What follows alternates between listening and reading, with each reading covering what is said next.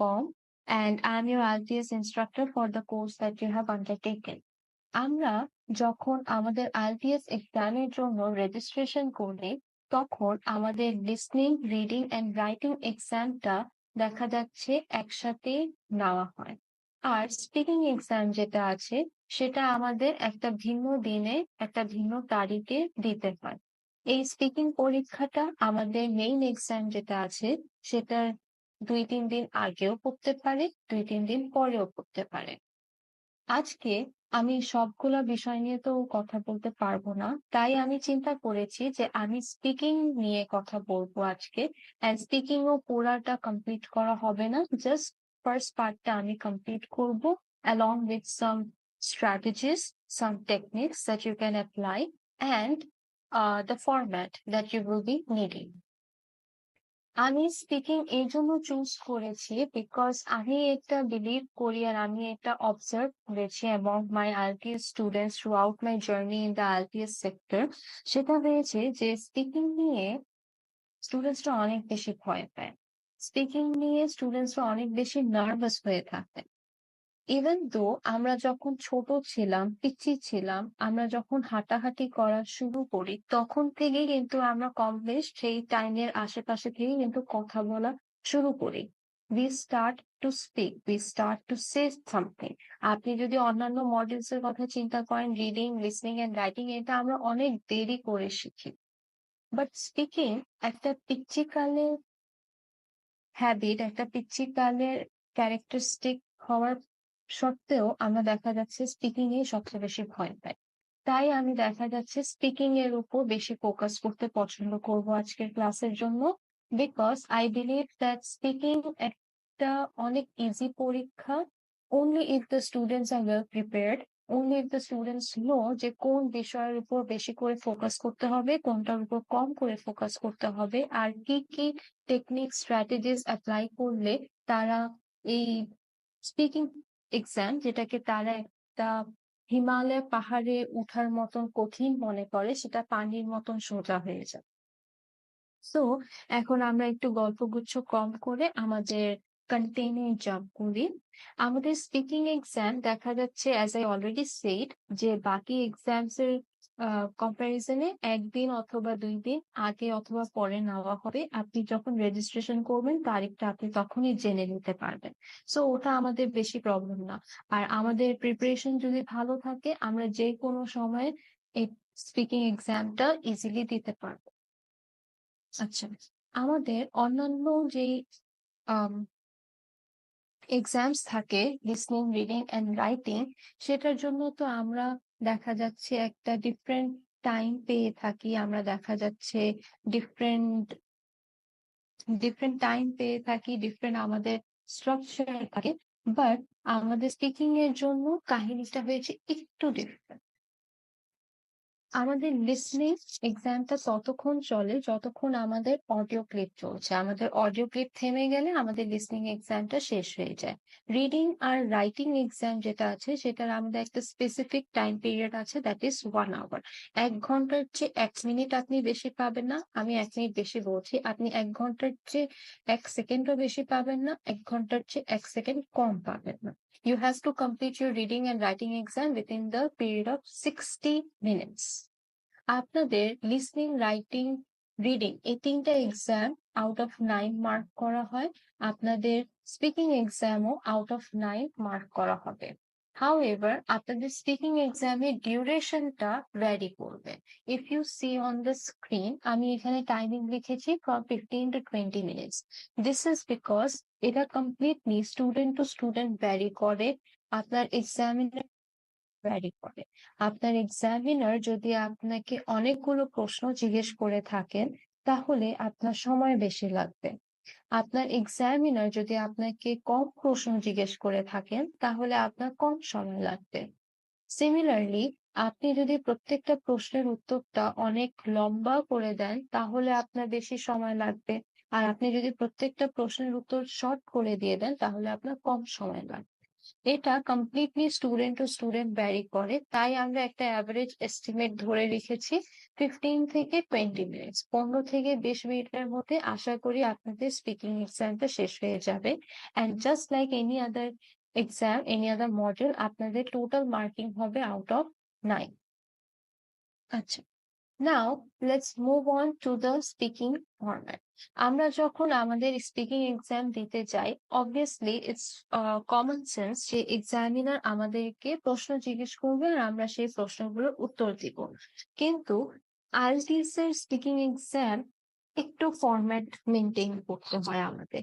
Format in a sense যে শুরু দিকে আপনাকে কিছু প্রশ্ন জিজ্ঞেস করা হবে, which are known as basic questions।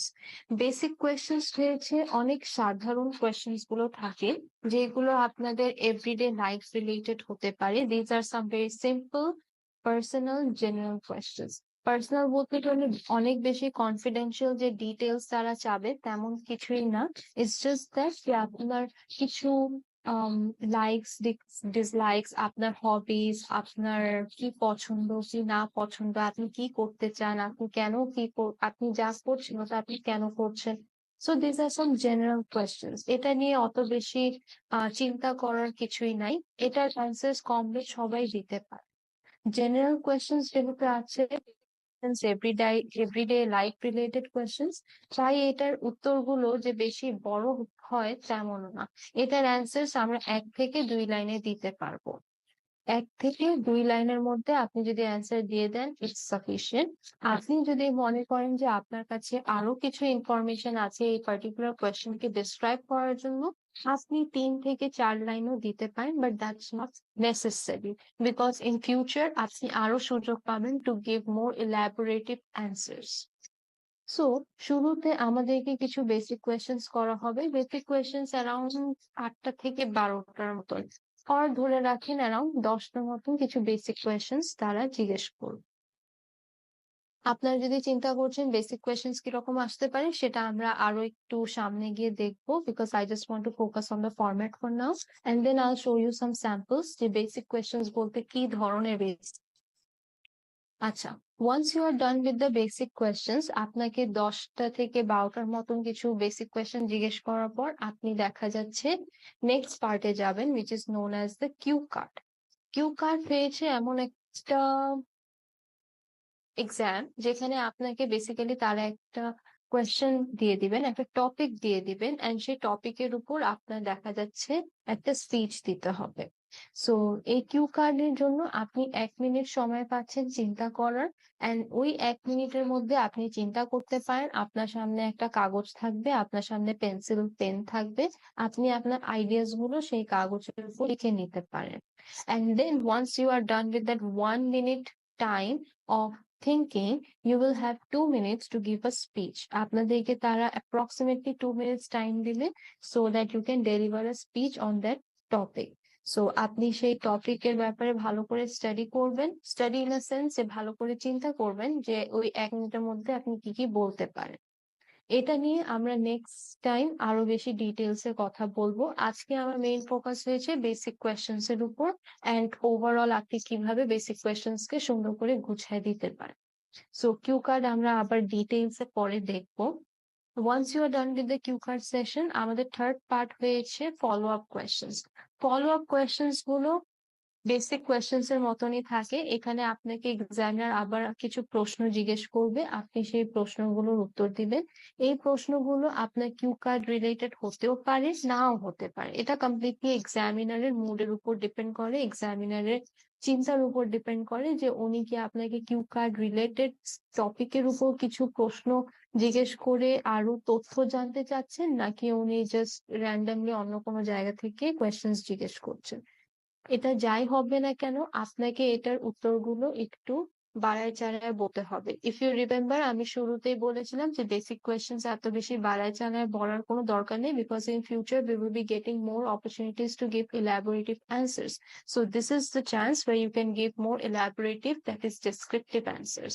আপনি যদি মনে থাকে আপনাদের, আমরা যখন স্কুলে ছিলাম তখন দেখা যাচ্ছে আমাদের ডিফারেন্ট টাইপস অফ কোয়েশ্চেন্স থাকতো। একটা থাকতো short question answers, that is ছোট প্রশ্ন উত্তর, আর আর থাকতো broad question answers, that is বড় প্রশ্ন উত্তর। সো বেসিক কোয়েশ্চেন্স হয়েছে ছোট প্রশ্ন উত্তর মতো, দ্যাট ইজ 1-2 লাইনের মধ্যে আপনি তথ্যটা দিয়ে শেষ করে ফেলবেন। আর ফলো আপ হয়েছে বড় প্রশ্ন উত্তর, যেখানে আপনাদের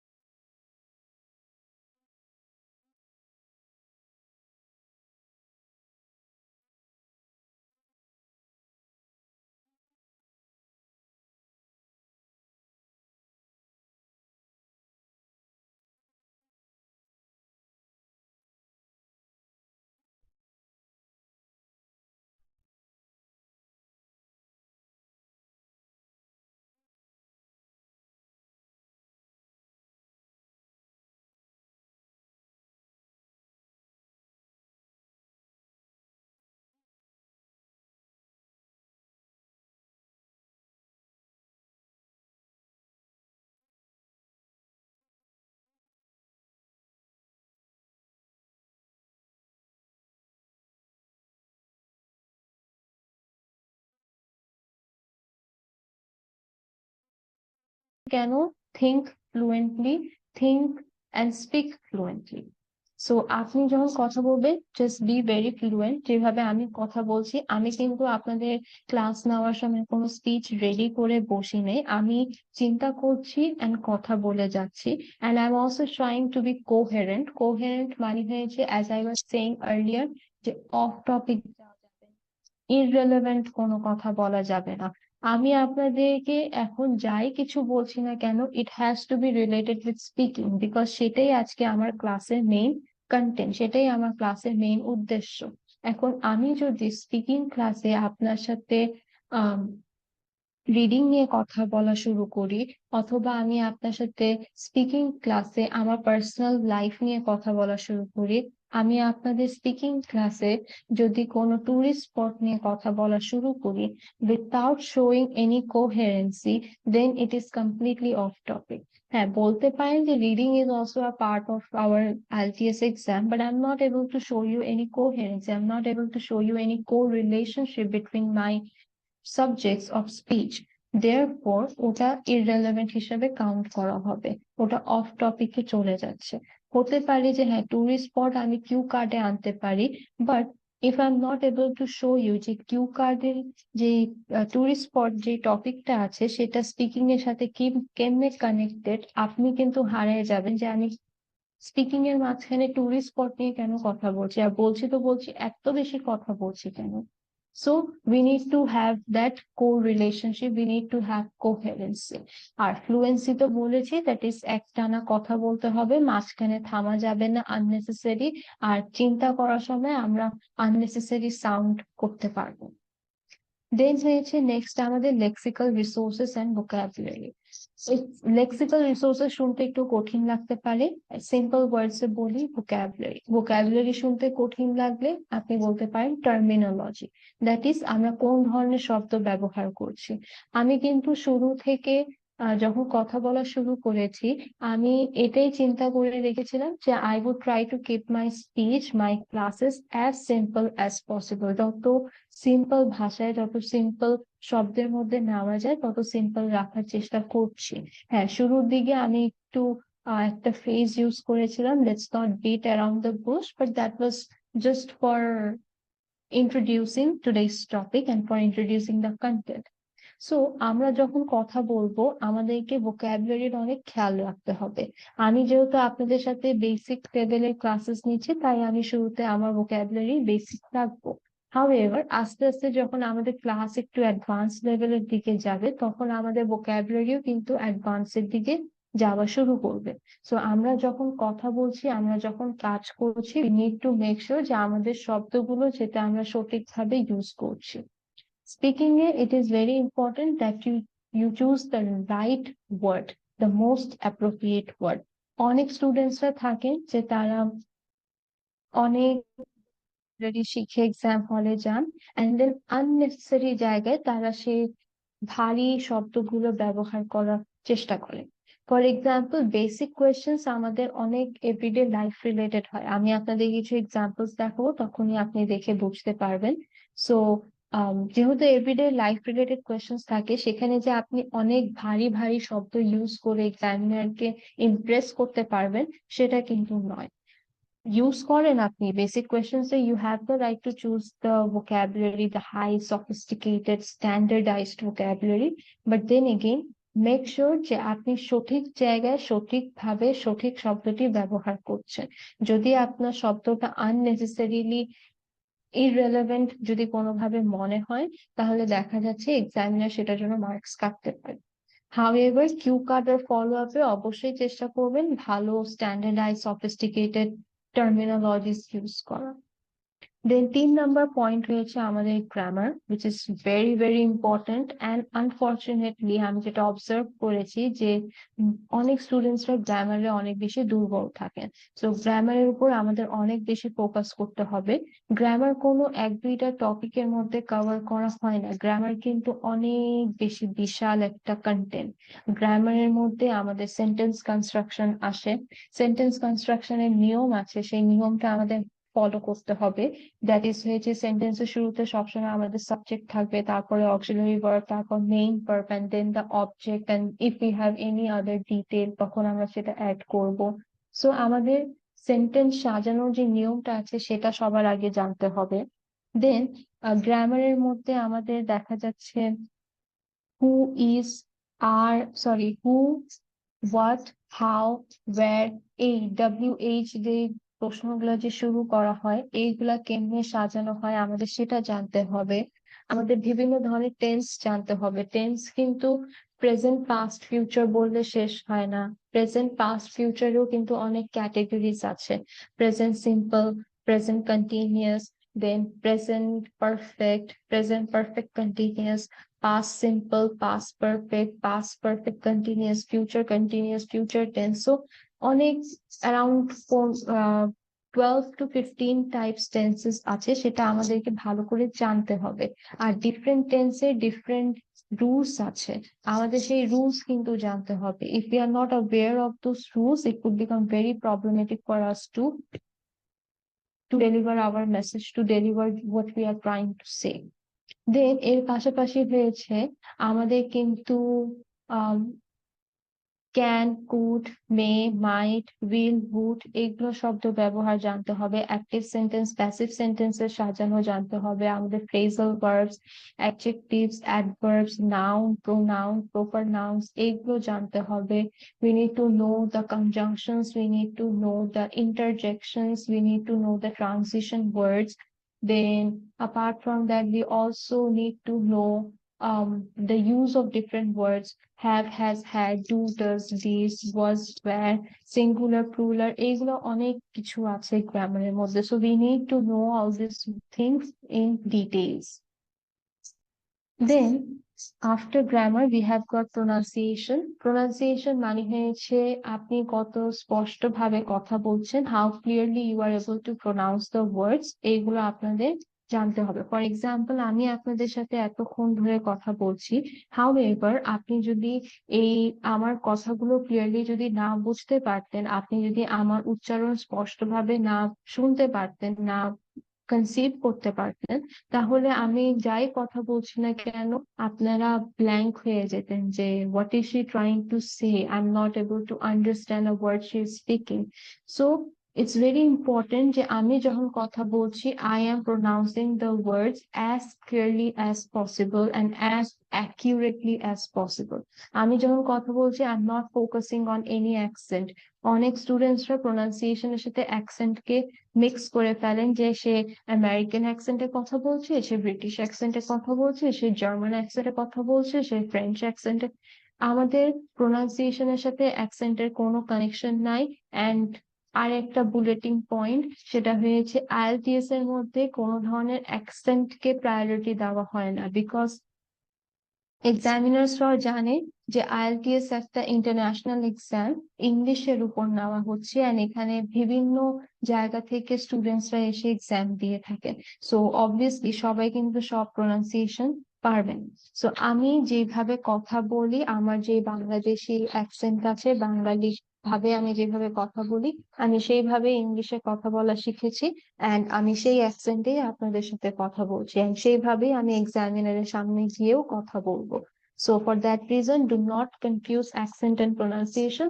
Just be very clear about what you are saying. Just be very clear about the words you are speaking, and আওয়াজটা ঠিকঠাক রাখবেন। Just be confident যে আপনি যেটা বলছেন সেটা সামনের মানুষ যাতে ক্লিয়ারলি বুঝতে পারে। And then 5 নাম্বার হয়েছে আমাদের ম্যানার্স, দ্যাট ইজ আমরা এক্সামিনারের সামনে কেমনে হাব ভাব রাখি, আমাদের পার্সোনালিটি, অ্যাটিটিউড, যেটা আমি একবারে শুরুতে বলছিলাম, সেই বিষয় নিয়ে আমাদেরকে ওভারঅল মার্কিং করা হয়। So this are the 5 points যেটার উপর আমাদেরকে অনেক বেশি ফোকাস রাখতে হবে, বিকজ এটা আমাদের এক্সামের মার্কিং এর উপর অনেক বেশি ইম্পর্টেন্স রাখে। এর পাশাপাশি we have got certain speaking skills that need to be demonstrated, that is আমাদেরকে দেখাতে হবে। এগুলো জাস্ট আমি রিডিং করে আপনাদেরকে ইন শর্ট বুঝাই দিচ্ছি, আপনারা এটা বাসায় স্টাডি করলে নিজেও পারবেন। দ্যাট ইজ হয়েছে প্রোভাইডিং ইনফরমেশন ডিসক্রাইবিং। আমি আপনাদেরকে এটা বলেছি যে ফ্লুয়েন্সি অ্যান্ড কোহেরেন্সির উপর আপনার ফোকাস করতে হবে, বাট যদি আমি আপনাদেরকে ডেসক্রিপশন না দিতাম যে ফ্লুয়েন্সি বলতে কি বুঝাচ্ছি, কোহেরেন্সি বলতে কি বুঝাচ্ছি, তাহলে আপনারা কিন্তু অনেকেরই বুঝতে পারতেন না। সো দ্যাটস ওয়াই ইনফরমেশন দেওয়া, কোনো জিনিসকে ডিসক্রাইব করা টু দ্য লেভেল যে সামনের মানুষটা বুঝতে পারছে, ইটস ভেরি ইম্পর্টেন্ট। আপনি বলছেন যে আপনি আউটডোর গেমস পছন্দ করেন, ভালো কথা, বাট যদি আপনি ডিসক্রাইব না করেন যে আউটডোর গেমস আপনি কেন পছন্দ করেন, দেন আপনার অ্যান্সার দেওয়া না দেওয়া একই সমান হয়ে যাবে। আপনার থেকে কোনো সময় যদি কোনো ধরনের মতামত চাওয়া হয়, তাহলে আপনি মতামত অবশ্যই এক্সপ্রেস করবেন। ডিফারেন্ট মানুষের ডিফারেন্ট ওপিনিয়ন থাকতেই পারে, আপনি আপনার ওপিনিয়ন অবশ্যই এক্সপ্রেস করবেন, but please make sure that you are not imposing your opinion on anyone. Imposing মানে হয়েছে কারোর উপর ধামাচাপা করা যাবে না, যে আমি যদি মনে করি যে আউটডোর গেমস ভালো, তাহলে আপনারও মনে করতে হবে আউটডোর গেমস ভালো। It's not necessary. আমার মনে হচ্ছে যে আউটডোর গেমস খেলা ভালো, আপনার মনে হতে পারে যে আউটডোর গেমস এর তুলনায় ইনডোর গেমস বেশি ভালো। So that's your opinion and I have to respect your opinion. So you have the right to express your opinion. Just make sure that you can justify them. আপনি আপনার মতামতকে explain করতে পারছেন, justify করতে পারছেন, এটা খেয়াল রাখবেন। আপনাকে তারা কম্পেয়ার এন্ড কন্ট্রাস্টের কাজ দিতে পারে, যে আপনি কম্পেয়ার করেন, দ্যাট ইজ তুলনা করে বলেন ইনডোর কেন ভালো, আউটডোর গেমস কেন ভালো, এটার মধ্যে আপনি তুলনা করে বলবেন। স্পেকুলেটিং, এই শব্দটা যদি কঠিন মনে হয়, এখানে একটু ডিটেলসে লেখা আছে talking about the future, that is ভবিষ্যৎ নিয়ে কথা বলা। যে আপনি মনে করেন ফিউচারে বাচ্চারা যদি আউটডোর গেমস এর মধ্যে আরো ইনভলভ হয়ে যায়, তাহলে তাদের আরো বেটার ডেভেলপমেন্ট হতে পারবে, তারা আরো বেটার ক্যারিয়ার ডেভেলপ করতে পারবেন স্পোর্টস এর মধ্যে। এন্ড দেন হয়েছে সাজেস্টিং, দ্যাট ইজ আপনার যদি কোনো পরামর্শ থাকে আপনি সেটা দিতে পারেন। That's completely situational based. যদি আপনাকে তেমন কোনো সিচুয়েশন দেওয়া হয় where you are asked to express your opinion or where you are asked to give suggestions, তখন আপনি এই সাইডে যেতে পারেন। Apart from this, we have got certain points that needs to be noted. That is হয়েছে যখন আমরা কথা বলবো, we need to be very polite. আমরা কিন্তু রুড অথবা হার্শ কোনোভাবে হতে পারবো না। হতে পারে এক্সামিনার আমাদের সাথে রুড হচ্ছে, হার্শ হচ্ছে, but we can never lose our temper. We can never let go of our manners. আমরা কোনোভাবে আমাদের ম্যানার্স ভুলবো না, আমরা কোনোভাবে আমাদের টেম্পার লুজ করবো না। আমরা ঠান্ডা মাথায় এক্সামিনারের সাথে সুন্দর মতন with a smile you need to have the entire exam. হতে পারে যে এক্সামিনার আপনাকে অনেক জ্বালাচ্ছে, এক্সামিনার আপনাকে দেখেই কোন ধরনের কমেন্ট করছে, এক্সামিনার আপনাকে পছন্দ করছে না, এটা আপনি বুঝতে পারছেন, এক্সামিনার আপনাকে পারপাসফুলি টার্গেট করছে, এমন হতেই পারে।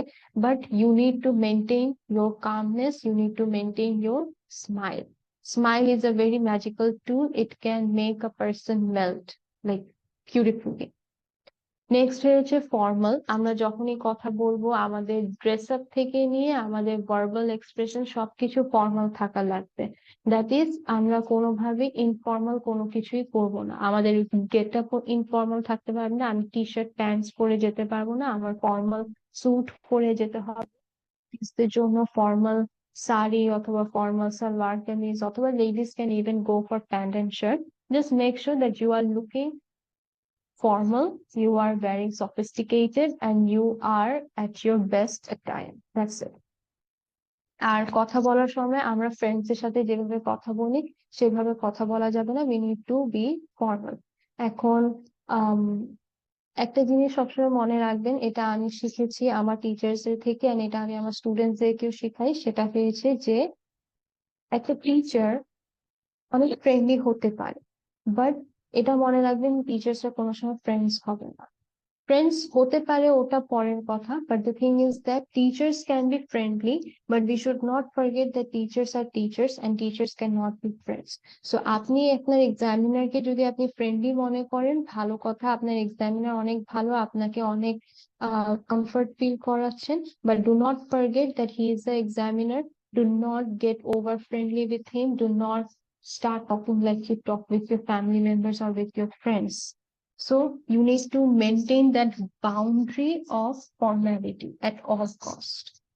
দেন হয়েছে আমাদের আই কন্ট্যাক্ট মেনটেন করতে হবে। অবভিয়াসলি আমাদের চোখের মাধ্যমে আমরা অনেক ইনফরমেশন, অনেক মেসেজেস এক্সপ্রেস করতে পারি, অনেক ইমোশনস বোঝাতে পারি। সো ইটস ভেরি ইম্পর্টেন্ট যে আমরা আই কন্ট্যাক্ট মেনটেন করছি। দেন 4 নাম্বার হয়েছে do not give one word answer. এটা আমি শুরুতেই বলেছিলাম যে এক শব্দের প্রশ্নের উত্তর দেওয়া যাবে না, আপনাকে ফুল বাক্য সাজায় উত্তর দিতে হবে। আপনি যত এক্সপ্লেইন করার প্রয়োজন আছে তত বেশি এক্সপ্লেইন করবেন। Do not generalise, rather try to personalise your answers. That mean হয়েছে যে আপনি যখন আপনার স্পিকিং এক্সামের যে অ্যান্সার্স গুলো দিচ্ছেন, personalise point of view, that is I, me, my, myself, এইগুলো শব্দ ইউজ করবেন। এটা বলবেন না যে people do this, you can do that, we can do that. No, do not talk about general perspective, talk about your perspective. I think that outdoor games are more beneficial. Outdoor games can bring me a lot of advantages. I think that I have developed myself in the field of cricket. I think that uh, football is not my cup of tea. এইগুলো যতই sentences আমি বলেছি সব I, me, myself, me, my, এগুলো নিয়ে। So you need to keep that perspective, because speaking হয়েছে one two one. ওরা কিন্তু আপনার ব্যাপারে জানতে চাচ্ছে, not what the general public things. Then হয়েছে নো শর্ট ফর্মস, এটা ব্র্যাকেটে দেওয়াই আছে। আপনি কান্ট ইউজ করতে পারবেন না, ক্যান নট বলতে হবে। আপনি এনএসসি বলতে পারবেন না, ফুল ফর্মে নর্থ সাউথ ইউনিভার্সিটি বলতে হবে। কোন ধরনের ইনফর্মাল ওয়ার্ডস ইউজ করা যাবে না, মম বলা যাবে না, মাদার বলবেন, ড্যাড বলা যাবে না, ফাদার বলবেন। আপনার যদি কোন ধরনের প্রশ্ন জিজ্ঞেস করতে হয় আপনি জিজ্ঞেস করতে পারেন, এখানে লেখা আছে ইফ নিডেড, আপনার যদি দরকার পড়ে তাহলে আপনি করবেন। এমনি কিন্তু প্রশ্ন জিজ্ঞেস করতে চেয়ে না, because examiner might not like it. So if you need to ask questions, you can do that, but be formal. Questions এর মধ্যে আপনি কি জিজ্ঞেস করতে পারেন? আপনি অবভিয়াসলি এক্সামিনারকে এটা জিজ্ঞেস করবেন না যে হোয়াট ইজ ইউর নেম। আপনি এক্সামিনারকে এটা জিজ্ঞেস করবেন না যে how much are you going to score me. আপনি কি করতে পারেন প্রশ্নের মধ্যে, যে ফর এক্সাম্পল আপনি যদি কোনো প্রশ্ন না বুঝে থাকেন, আপনি ওনাকে জিজ্ঞেস করবেন যে can you please rephrase the question. তখন এক্সামিনার আপনাকে সেম প্রশ্ন আবার জিজ্ঞেস করবে, কিন্তু রিফ্রেজ করে, দ্যাট ইজ ভিন্ন শব্দ ব্যবহার করে। আপনি যদি কোনো প্রশ্ন না শুনতে পারেন, যে ফর এক্সাম্পল আপনি ডিস্ট্রাক্টেড ছিলেন অথবা এক্সামিনারের আওয়াজটা ক্লিয়ার ছিল না, তখন আপনি জিজ্ঞেস করতে পারেন can you please repeat the question. তখন এক্সামিনার সেম কোয়েশ্চেন আপনাকে সেম ওয়ার্ডিংসে আবার জিজ্ঞেস করবে। এন্ড দেন তারপর 9 and 10 নাম্বার পয়েন্টস হয়েছে ভেরি কমন পয়েন্টস, যেটা আমি শুধু স্পিকিং এক্সামে না সব ধরনের কনভারসেশনস এর জন্য আপনাকে বলবো একটু কেয়ারফুল থাকবেন। সেটা হয়েছে whenever you are talking with someone, not only for your speaking exam but anyone, do not talk about politics, do not talk about religion, do not talk about gender, do not talk about race. ধর্ম, রাজনীতি, লিঙ্গ এবং জাত নিয়ে কথা বলাটা avoid করবেন, because এই 4টা টপিকস অনেক বেশি কন্ট্রাডিক্টরি হতে পারে, ইন আ সেন্স যে ডিফারেন্ট মানুষের ডিফারেন্ট ওপিনিয়ন থাকতে পারে, ডিফারেন্ট মানুষের ডিফারেন্ট পার্সপেক্টিভ থাকতে পারে, ডিফারেন্ট মানুষের ডিফারেন্ট পার্সোনাল অ্যাটাচমেন্ট থাকতে পারে উইথ দিস টপিকস। তো আপনি যদি এমন কোনো একটা কথা বলেন যেটা এক্সামিনারের পছন্দ হবে না অথবা সামনের মানুষের পছন্দ হবে না, there can be a debate. Examiner আপনার সাথে বেশি ডিবেটে যাবে না, কিন্তু হ্যাঁ এক্সামিনার আপনার মার্কস কেটে দেবে। জন্য এই জিনিসগুলো আপনার একটু অ্যাভয়েড করতে হবে। আর আমি আপনাদেরকে যে marking criteria and skills and points এগুলো দিয়েছি, এগুলো কিন্তু আপনার throughout the entire speaking exam মনে রাখতে হবে। So yes, that's it. এটা ছিল আমাদের ফরম্যাট, এটা ছিল আমাদের মার্কিং ক্রাইটেরিয়া, এটা ছিল কিছু সাইট ইনফরমেশন যেটা আপনাদেরকে এক্সামের টাইমে হেল্প করবে। সো আজকে আমরা দেখা যাচ্ছে বেসিক কোয়েশ্চেন্স এর উপর ফোকাস করবো। আমি আপনাদেরকে কিছু স্যাম্পল কোয়েশ্চেন্স দেখাবো এখন। I hope it would be useful for you. Here it is. Sample questions এর জন্য এখানে আমি ডিফারেন্ট টপিকস এর মধ্যে ডিভাইড করেছি, ইন আ সেন্স যে I have broken down the questions into different topics, in a sense যে accommodation and hometown related কিছু questions আছে এখানে, then তারপর hometown and weather related কিছু questions আছে, and then we have got work related questions, we have got volunteer work related questions, hometown related questions against high school and hometown related lifestyle and work. So let's go through the first 10 questions. এখানে accommodation and home town related কি জিজ্ঞেস করেছে যে where is your home town, আপনার দেশের বাড়ি কোথায় আছে। সো আপনার দেশের বাড়ি যদি ঢাকায় থাকে আপনি বলবেন যে my home town is in Dhaka, my home town is in Rajshahi, my home town is in Chittagong. What do you like about it, about it বলতে গেলে আপনার হোম টাউনকেই তারা রেফার করছে যে আপনি আপনার হোম টাউনের ব্যাপারে কি পছন্দ করেন। মাই home town is in Dhaka and I like the food over here very much, and I love the culture of Dhaka city a lot. What do you not like about it? Since my hometown is Dhaka city, what I do not like is the overpopulation. What I do not like is the pollution. What I do not like is the traffic jam. How important is your hometown to you? To me, my hometown is very much important. I love Dhaka city, although it is not a very much appreciable. It is not a city that is counted among the best one. Rather, it's the opposite. However, I am very much attached to it because I'm born and brought up over here. I have learned everything by living on this soil. So it's very important and very close to my heart and soul. Next question. Do you think you will continue to live in your hometown? It can be a very difficult question because আমরা সবাই দেখা যাচ্ছে বাইরে যেতে পছন্দ করি, but then again we should always try to express patriotism in front of other. অন্যদের সামনে আমাদের দেশভক্তি দেখানো উচিত যে আমরা আমাদের দেশকে অনেক পছন্দ করি। So even if you are thinking যে আপনি বিদেশে যাবেন, বিদেশে গিয়ে সেটেল, তারপরও আমি আপনাদেরকে এনকারেজ করব to say yes to you want to live in your hometown. So yes, I want to live in my hometown. In the near future, I might travel to different countries. I might move for my higher studies to a different country, and I might live and work over there for a couple of years. But eventually, I'll come back to my country, to my hometown, because it is very close to me. Let's move on to talk about accommodation. Accommodation হয়েছে যেখানে আপনি থাকেন, that is your place of residence. So tell me about the kind of accommodation you live in. আপনি বাংলোতে থাকতে পারেন, অ্যাপার্টমেন্টে থাকতে পারেন, ফ্ল্যাটে থাকতে পারেন, আপনি কোনো পেন্ট হাউসে থাকতে পারেন। So আপনি যেখানে থাকেন আপনি সেটার ব্যাপারে কথা বলবেন। Does the place you live in have many amenities? Amenities মানে হয়েছে ফ্যাসিলিটিস। আপনি যেখানে থাকেন সেখানে কি আপনি অনেক ধরনের ফ্যাসিলিটিস পাচ্ছেন কিনা? ইয়েস, আমরা যখন অ্যাপার্টমেন্টে ফ্ল্যাটে থাকি তখন আমরা দেখা যাচ্ছে বিভিন্ন ধরনের ফ্যাসিলিটিস পাচ্ছি, যেমন হয়েছে পার্কিং ফ্যাসিলিটিস আছে, সিকিউরিটি আছে, then we are getting the heat and utility facilities, that is electricity supply, gas supply, water supply আমরা পাচ্ছি। দেন আমরা দেখা যাচ্ছে সেখানে অনেক অ্যাপার্টমেন্টে সুইমিং পুল থাকে, জিম থাকে, দেন ওখানে ফ্রি স্পেস থাকে, গার্ডেন থাকে, এন্ড দেন ওখানে আরো বিভিন্ন ধরনের অনেকরা তো এখন দেখা যাচ্ছে জেনারেল স্টোর, ডিপার্টমেন্ট স্টোরস ও ডিপার্টমেন্টের ভিতরে। So you can talk about those as well if you have any. Then is there anything you would like to change about the place you live in, that is আপনি যেখানে থাকেন সেখানে আপনি কোন ধরনের পরিবর্তন আনতে চান কিনা। হতে পারে that you want to bring some changes. For example, আপনার অ্যাপার্টমেন্টে সিকিউরিটি কম আছে, you have a security guard কিন্তু সিসিটিভি ক্যামেরা নাই। সো আপনি চাচ্ছেন ওখানে একটা সিসিটিভি ক্যামেরা ইনস্টল করা হবে। আপনি দেখা যাচ্ছে আপনার অ্যাপার্টমেন্টে স্পেস আছে কিন্তু সেই স্পেসে তারা দেখা যাচ্ছে পার্কিং অ্যালট, পার্কিং এর ফ্যাসিলিটি নাই, অথবা একটা বাসায় একটা গাড়ি পার্ক করা যাবে। আপনি যদি মনে করেন যে একটা বাসায় একটার চেয়ে বেশি গাড়ি পার্ক করার দরকার আছে, তো আপনি সেটার ব্যাপারে কথা বলতে পারেন। You can talk about gym, you can talk about the open space, because এখন যেহেতু অনেক বেশি বিজি লাইফ হয়ে গেছে, সবার কাছে এত সময় থাকে না যে ধুরে ধুরে জিমে যাবে, ধুরে ধুরে সুইমিং পুলে যাবে। সো ওখানে if you think that your apartment has the capacity to install a gym or install a swimming pool, তাহলে আপনি সেটার ব্যাপারে কথা বলতে পারেন। You can give your suggestions over here.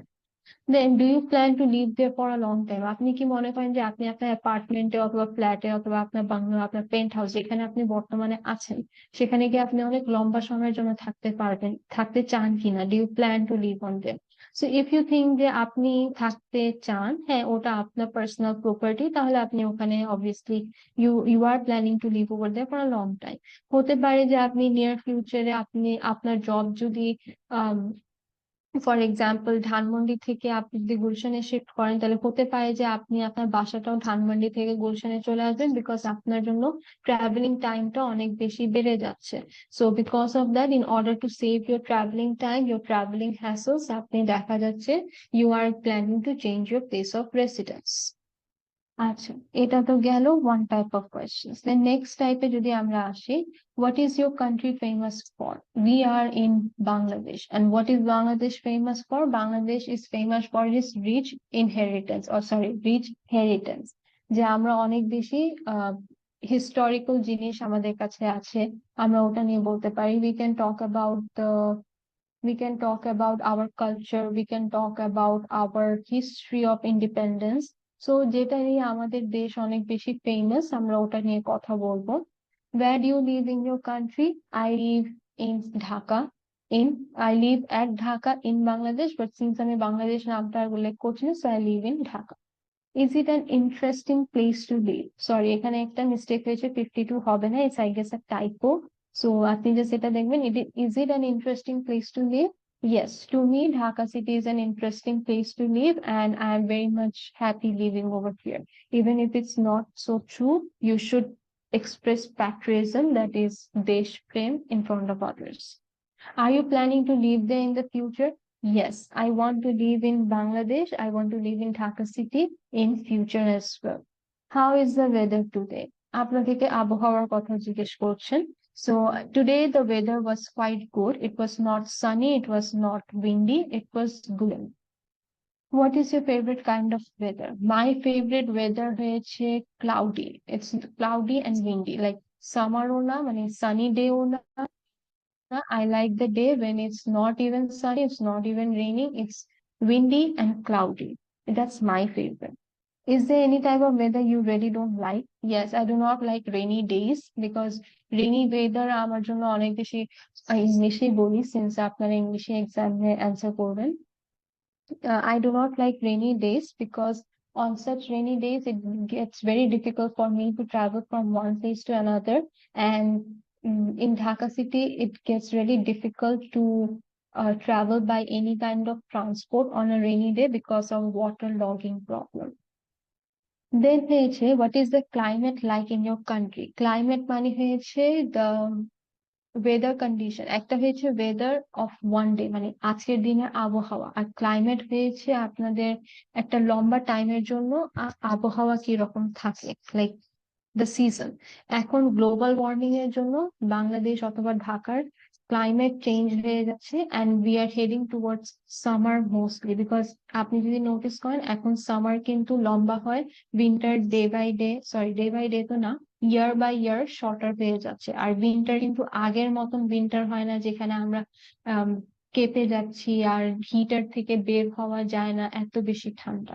So it's not that. So how is the climate like? The climate is getting sunny or summerish year after year. Does the weather affect people's life in your country?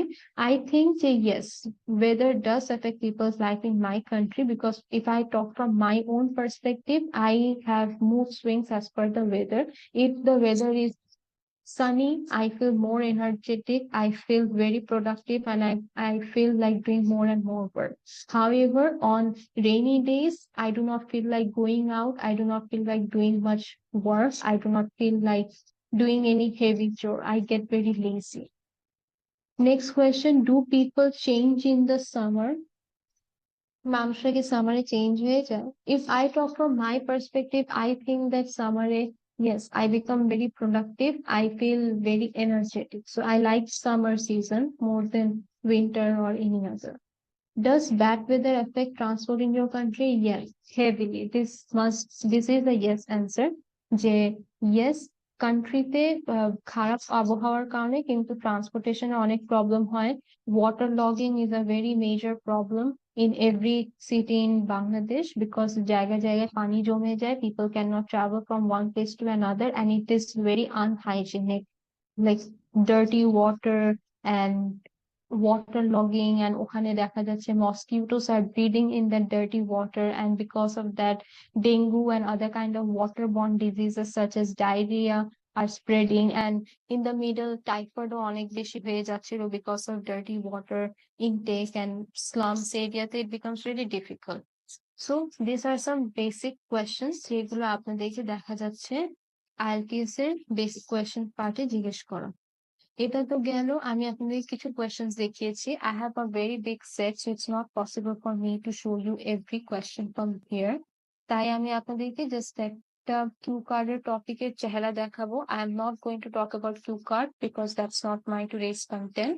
So yes, this is the topic. For example, advertisement. Describe an advertisement that persuaded you to buy a product. So এখানে আপনাকে একটা topic দিয়ে দিয়েছে, আপনি এমন একটা advertisement that is বিজ্ঞাপন নিয়ে কথা বলবেন যেটা আপনাকে একটা পণ্য কিনতে উৎসাহিত করেছিল। সো আপনাদেরকে কিউ কার্ডে কিছু কোয়েশ্চেন্স দিয়ে দেয় যেটা আপনি অ্যাজ আইডিয়াস নিতে পারেন। যদি আপনি ইউজ করতে চান করবেন, না করতে চাইলে না করবেন, আপনি নিজের মতন বানায়ও বলতে পারেন। আপনি 1 মিনিট সময় পাচ্ছেন এই টপিকের উপর চিন্তা করার জন্য, এন্ড দেন তারপর আপনার কাছে 2 মিনিট সময় থাকবে সেই টপিকের উপর একটা ভাষণ দেওয়ার জন্য। সো আমরা যখন নেক্সট টাইম স্পিকিং ক্লাস করব তখন আমরা কিউ কার্ডের পার্টটা কভার করবো, and that day I'll be talking about a lot of topics and I will be sharing some ideas যে কি ধরনের অ্যান্সার্স আপনি দিতে পারেন। And then we have got the third part. Where are you? Third part.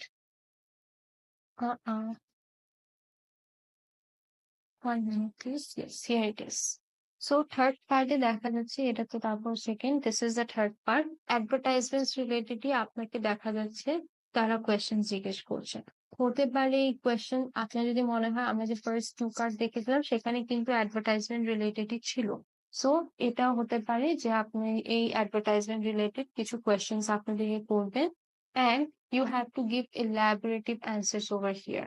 দেখেন এখানে total 7টা question জিজ্ঞেস করেছে, বেসিক কোয়েশ্চেন কিন্তু আরো বেশি ছিল, 8, 9, 10টা কোয়েশ্চেন ছিল বেসিকে। সো এখানে আপনাকে 7টার মতন কোয়েশ্চেন জিজ্ঞেস করেছে। What are the popular types of advertising in today's world? এখনকার দিনে কোন ধরনের বিজ্ঞাপন বেশি ফেমাস হয়? আই ডু নট থিঙ্ক যে এখনকার দিনে নিউজ পেপার অথবা বিল বোর্ডস এর বিজ্ঞাপন বেশি ফেমাস হয়, because people are very much involve in their mobile phones and social media, and that's why you can see যে in while we are using social media accounts, we often get different kind of advertisement, food panda, then panda mart, and then tarpore daras, then we have got Amazon. সব advertisement কিন্তু ওখানকারই আসতে থাকে। So the popular type of advertising একটা হয়েছে social media, secondly হয়েছে আপনার TV, then the thirdly হয়েছে what, then newspaper, and then billboards. What type of media advertising do you like most? আপনি কোন ধরনের মিডিয়া অ্যাডভার্টাইজিং পছন্দ করেন? এটার অ্যান্সার কিন্তু আপনি এক লাইনে দিয়ে শেষ করতে পারবেন, বাট দেন আমরা এটার অ্যান্সার ডেসক্রিপশনে দেওয়ার চেষ্টা করবো, because this is the third part of hour speaking exam. So এটা নিয়ে আমরা নেক্সট টাইম যখন আরেকটা ক্লাস করব তখন আমি দেখা যাচ্ছে ফলো আপের কোয়েশ্চেন্স গুলো আপনাদের সাথে সেই দিন ডিসকাস করবো।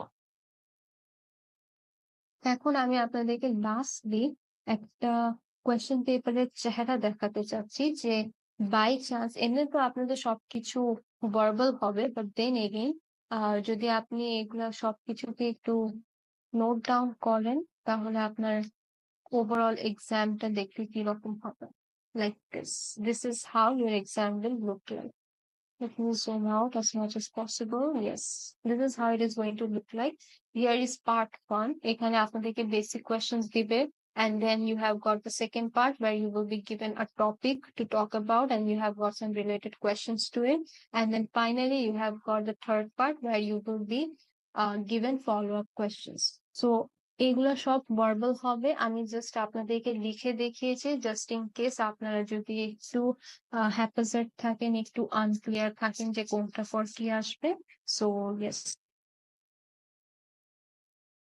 and with this I would like to wrap up today's session. আপনাদের কাছে যদি কোনো ধরনের কোনো কোয়েশ্চেন কনফিউশন থাকে, please feel free to discuss with us in the upcoming sessions that you'll be having with the faculties, with the teachers. And আপনাদের কোনো ধরনের কোয়েশ্চেন কনফিউশন থাকলে ওটা অবশ্যই আপনি পেপারে নোট ডাউন করে রাখবেন। And I would yet suggest the best way of finding and queries is by searching it by yourself. আপনি আপনার নিজের problems এর solution নিজে খোঁজার চেষ্টা করবেন rather than relying on others, because I believe that যখন আমরা নিজের সমস্যার সমাধান নিজে খোঁজার চেষ্টা করি তখন আমরা অনেক কিছু শিখতে পারি, অনেক কিছু জানতে পারি, প্লাস এটা দিয়ে আমাদের একটা ইন্ডিপেন্ডেন্স, একটা সেলফ সেন্স কাজ করে যে আমরা ইন্ডিপেন্ডেন্টলি অনেক কিছু করতে পারি। সো ইয়েস, দ্যাটস ইট। আমি আমার আজকের ক্লাসটা অনেক থরলি এনজয় করেছি। আমি দেখা যায় আমার ভালো লেগেছে আপনাদের সাথে ডিসকাস করতে, এন্ড আই রিয়েলি হোপ যে আপনারা বাসায় এগুলা কন্টেন্ট নিয়ে একটু গোটাগাটি করবেন, একটু খুঁজবেন। আর আমাদের অবশ্যই এখানে ব্যান্ড স্কোর 9 এর যে ওয়েবসাইট আছে, ব্যান্ড স্কোর 9 এর ওয়েবসাইটে অবশ্যই আপনারা যাবেন। ব্যান্ড স্কোর 9 এর ধরনের কোয়েশ্চেন পেপারস পাবেন। Please explore the bundles that are available over here, made for you guys, যাতে এগুলো ইউজ করতে পারেন। এখানে অনেক ভালো ভালো স্পিকিং এর কোয়েশ্চেন পেপার আছে, রাইটিং এর কোয়েশ্চেন পেপার আছে for the beginner level student, for the intermediate level student. So আপনারা অবশ্যই এগুলা ইউজ করার চেষ্টা করবেন। These are evaluated by the teachers, by the band score 9 teachers. So আপনি কিন্তু অনেক ইজিলি বাসায় বসে ফিডব্যাক পেয়ে যাচ্ছেন। And one of the best things of this website is that যে আমাদের যে ড্যাশবোর্ড আছে, এই ড্যাশবোর্ড আমাদেরকে স্ট্যাটিস্টিক্যাল ব্রেকডাউন ইনফরমেশন দিয়ে থাকে অ্যাবাউট আওয়ার পারফরমেন্স, যেটা আপনি অন্য কোনো জায়গায় কিন্তু পাচ্ছেন না। আপনি যতই মক টেস্ট দেন না কেন, যতই ক্লাস ওয়ার্ক, যতই হোমওয়ার্ক সলভ করেন না কেন, this particular website www.bandscore9.com is the only one যে আপনাকে স্ট্যাটিস্টিক্যাল ব্রেকডাউন দিয়ে আপনাকে ওভারঅল একটা ভিউ দিচ্ছে যে আপনার কোন জায়গায় বেশি প্রবলেম আছে, কোন জায়গায় কম প্রবলেম আছে, কোনটার উপর বেশি ফোকাস করা উচিত। And it is the era of globalization, this is the era of technological advancement. So অবশ্যই আপনারা টেকনোলজিকে ইউজ করবেন, টেকনোলজিকে ইউজ করে নিজের সুবিধা অনুযায়ী এটাকে কাজে। So yes, that's it for today. I hope that you really enjoyed my class. I enjoyed giving you this content, sharing my ideas and my knowledge with you. আপনাদের সাথে আবার দেখা হবে আমার, and keep an eye on the website, keep an eye on the course outline, and next time we will be dealing with some more interesting and enthusiastic thrilling courses, thrilling modules and lectures, inshallah. Allah Hafiz, take